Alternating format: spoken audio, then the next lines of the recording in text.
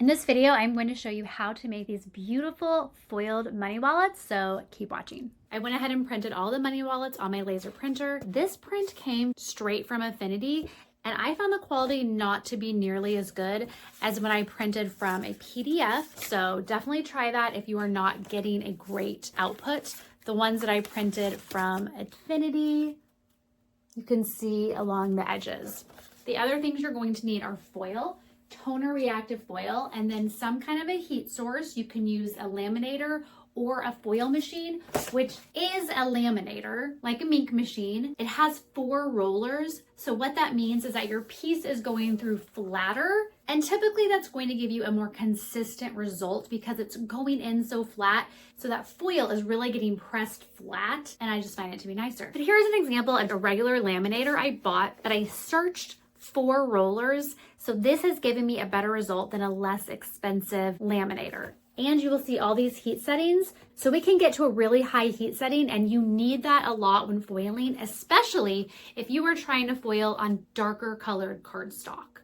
Another thing that I like to use is this, and I get a lot of questions about this.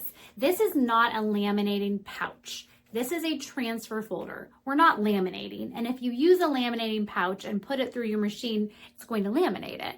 This transfer folder came with my Minc machine. You can also buy them online. And the reason this one looks white is because I put a piece of cardstock underneath it, just because it needs to be cleaned, and I'm protecting my pieces from getting prints that are on the transfer folder onto my documents. The reason that I like using a transfer folder is because it keeps your piece nice and flat as it's going through, and your stuff does not shift, and therefore I rarely have wrinkles at all. If you just put the foil on top and send it through without using a transfer folder, it is much more likely to end up with wrinkles. I'm gonna do an overhead shoot for the rest of the video to show you my process. My Minc is heating up. I have it on the highest heat setting, and that is because I'm first going to foil on a darker colored cardstock. If you are foiling on red or black, you need a high heat setting.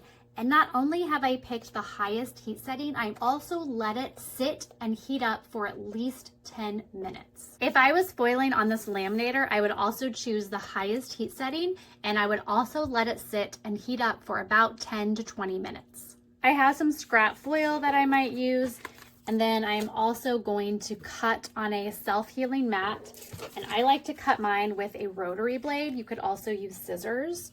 Let's try some silver on the red.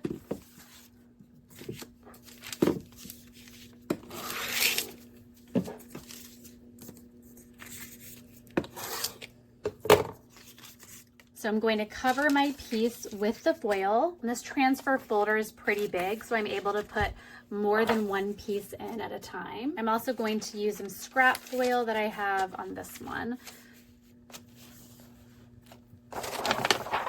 This one is not quite gold, it's like an almond gold. Then before I put it through, I like to really smooth it out. And you can even flip it over to make sure that everything is covered. So really press it out, and then you just put it into your Minc machine or your laminator, and you will feel it give, and then it will pull it through. I'm gonna go ahead and cut more. This is a glitter red that I have a scrap of that I'm going to use. And then I also have a scrap of pink that I will use on this. I'll put these 2 through next. For this sheet of money wallets, I'm going to use gold over the whole thing. I do have a pretty big roll of gold that I'm going to use.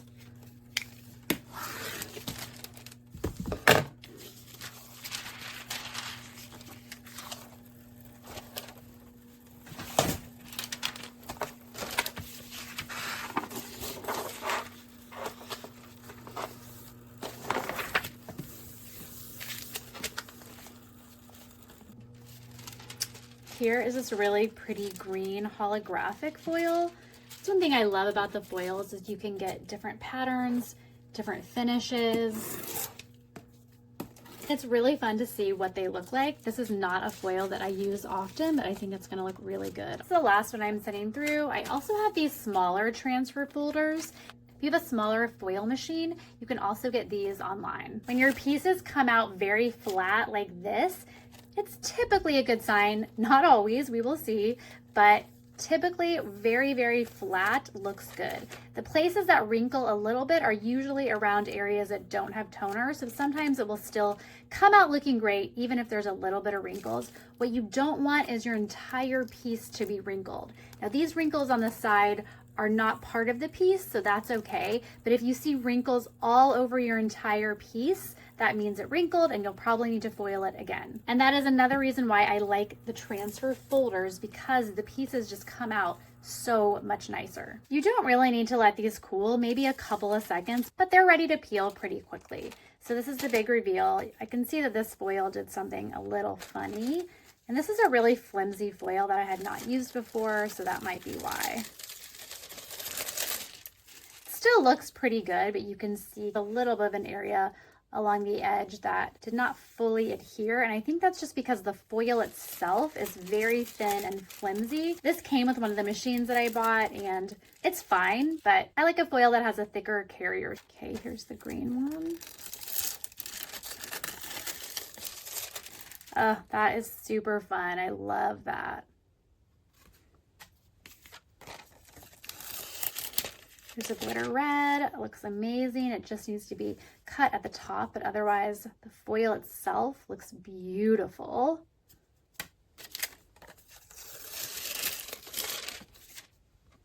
Also just needs to be cut, but looks great. So this one does have a little bit of wrinkles, so we'll see what happened at that. Oh, it still looks pretty good.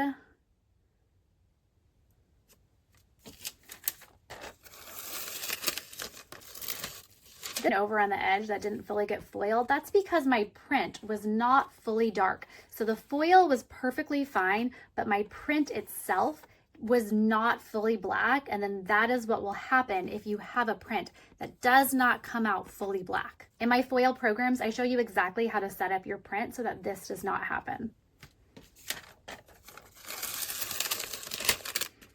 And you'll see the same thing on this one. It looks pretty good, but because it was not fully black when it printed, it just has that on the edge. And then the final one, it did wrinkle a teeny bit at the top, but otherwise looks very nice. Now we're gonna make the money wallet part. So when you buy money wallets, you will get this dome and you will get sheets of stickers like this. They come with directions, but this is what you're going to do. You're going to take this part off and you're going to place it down in your money wallet area. And then you're just peeling off this outer layer. They're cut, and so there's an inner sticker and an outer sticker. You don't want to take this inner sticker off because otherwise the money is going to stick to it. So you just want to peel off the outer layer, which is very easy to do. The inner sticker is still there, and then I just peeled away the outer sticker. And now I can take a dome and I can roll up my money and attach it.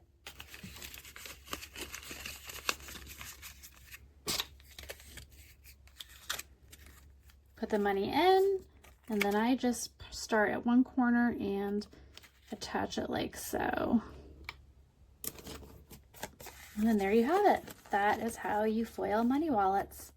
These are the cutest gifts. I love them so much. They're such a cute way to send cash to somebody. Gorgeous. If you want to learn how to design these from scratch, I have a course that teaches you exactly how to do that, plus how to foil a bunch of other things for the holidays, like gift stickers, foiled tickets, holiday cards. Look in the description for how to sign up for one of these workshops, and happy crafting.